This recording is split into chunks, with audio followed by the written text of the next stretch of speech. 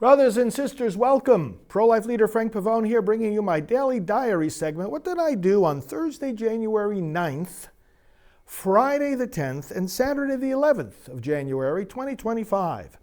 Well, actually, on Thursday the 9th, I got up at about 3 in the morning and headed to the Orlando airport, where I grabbed a flight to Wichita, Kansas. I had to connect through Chicago, and was beginning a 2-day trip to Wichita with the pro-life community there that invited me to come out. Some local pastors there who have a network wanted me to come out and sort of pour some fuel, metaphorically, on the pro-life flames. And Wichita has been a key pro-life hotspot for decades. And there's a lot of committed pro-life activists and pastors out there. And so we got together and dealt with the issue in a number of different contexts. Now, on my way out there, the work that I was doing on my laptop and via email dealt with a number of different topics, including our broadcast schedule, an upcoming California trip that I'm doing planning for, a report for the Rachel's Vineyard, state leaders, getting in communication with state pro-life leaders about various things, crafting the mission statement for Pro-Life Vote, which is going to be our C4 entity, preparing procedural reviews for the staff, working on trip plans, preparing press releases, preparing a congratulatory message for President Trump for his inauguration. Let's see, following up on special inauguration broadcast plans with our staff, some postcards that we're preparing for people to send to government officials about defunding Planned Parenthood, some reaction to the plans of the Senate to have a vote on the Born Alive Abortion Survivors Protection Act, and some work with surveys of pro-life leaders. So all of that was computer work done on the plane. When I got to Wichita, we hit the ground running. I connected with the pastor there that was leading and organizing this trip. We had a quick lunch. This was midday when I arrived, and then after lunch we went to a Christian school called Life Prep, really impressive school, students there from like 40 different nations. I spoke to about 200 of them for about an hour about abortion. There was a good Q&A session. You can see this on my social media. Once that was finished, then we headed right over to another part of town where I met with about a dozen pro-life Christian and religious leaders. We had just a good hour and a half of just discussion and strategizing. And then we went right into, in the very same place, an evening dinner banquet, a small banquet. And we had people there from across Wichita, and I gave a talk for about 45 minutes to fire them up. They really enjoyed the message, and I had literature there from Priests for Life, interacted with the people, and then later in the evening went over to my hotel, which was fortunately very close. There was a snowstorm brewing all at the same time.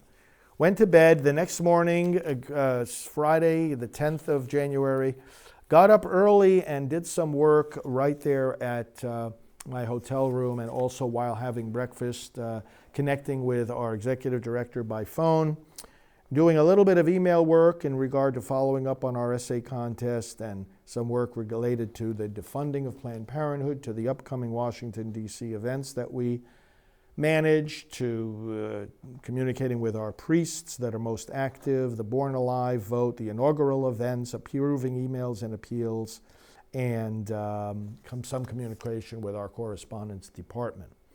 Then I was picked up by the pastor organizing the trip, and we went and prayed in 6-inch snow at the Wichita abortion mill that used to be run by abortionist George Tiller, very notorious late-term abortionist and abortion mill. And I prayed there. They were killing babies despite the snowstorm. And we intercepted a number of people that were coming there for their abortions, coming from out of state. We saw license plates from Texas and from Arkansas, people from surrounding states where they cannot get an abortion, coming to this killing center in Wichita. Sad to see, but great to be able to intervene. And some of them turned around, didn't come back. Hopefully they'll persevere with their pregnancy. Then, when that was finished, we prayed there for about an hour and a half, and then I went back to the hotel room, caught up with the staff on a few things similar to the topics that I just read to you. And then I was picked up at about 11 to go to a midday lunch meeting with some Republican leaders. In fact, as part of that, I got to hear and then have a private meeting with the Speaker of the House of the Kansas legislature. One of the priorities there being discussed is to change the way that Kansas chooses its Supreme Court justices. Let it be direct election by the people. And this is how it's done in Wisconsin, for example. We'll be focusing on that election in the coming months. But that's the middle of the day on the 10th. And then after that, I was driven to a nearby radio station. I had a 1:45 interview for about a half hour about my work and my message to Kansas. So I was on that radio interview, pre-taped. It would air the next day. And then went to the airport. Once I got to the airport, I settled in at my gate, but then realized this flight was going to be delayed. It was supposed to take off at 4:20, didn't take off till 1:20 in the morning. I was sleepy. I rested there in the terminal as we and the other passengers tried to figure out when they were going to get us up in the air.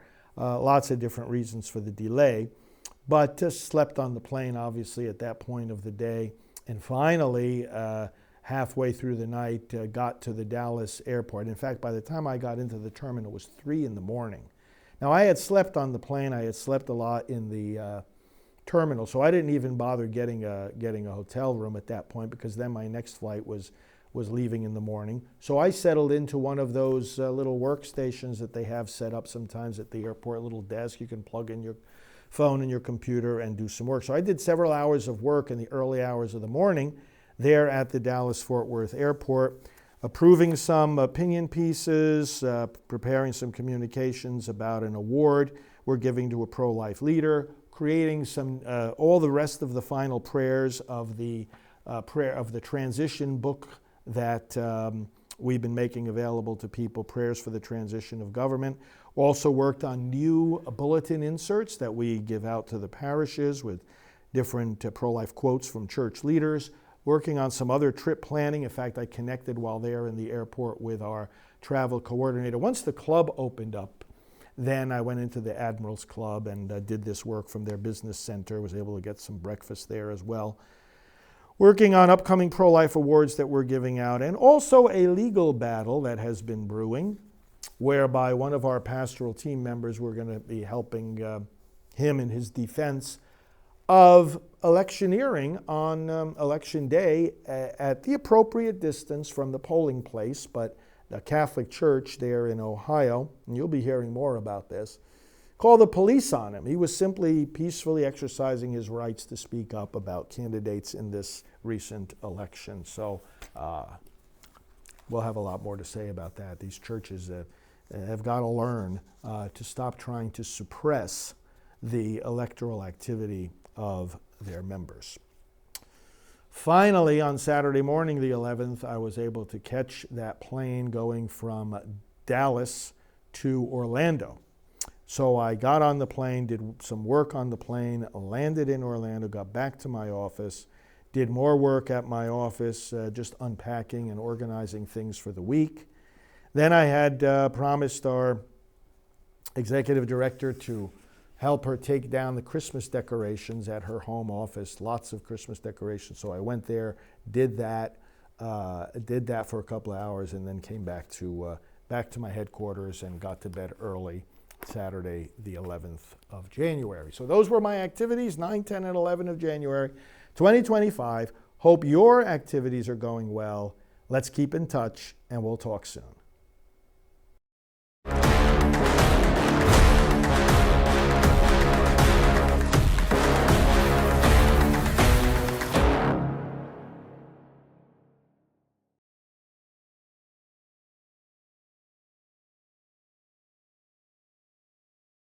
Hello, I'm Dr. Alveda King, board member of Priests for Life. More money is being spent in America to kill babies in the womb than to save them.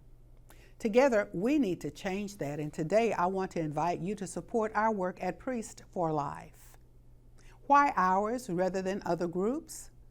Because we have a unique team that helps lead in every arena of the fight against abortion, and we activate the churches where you find people who are most likely to get involved in that fight. To awaken a pastor about abortion is to awaken thousands of people he serves. We do not receive church funding or government grants. We rely on you for individual donations. We have a very high evaluation among charities and top security on our donation site, prolifegift.org. You can go there for a one-time gift or to become a monthly donor, or you can call us at 321-500-1000.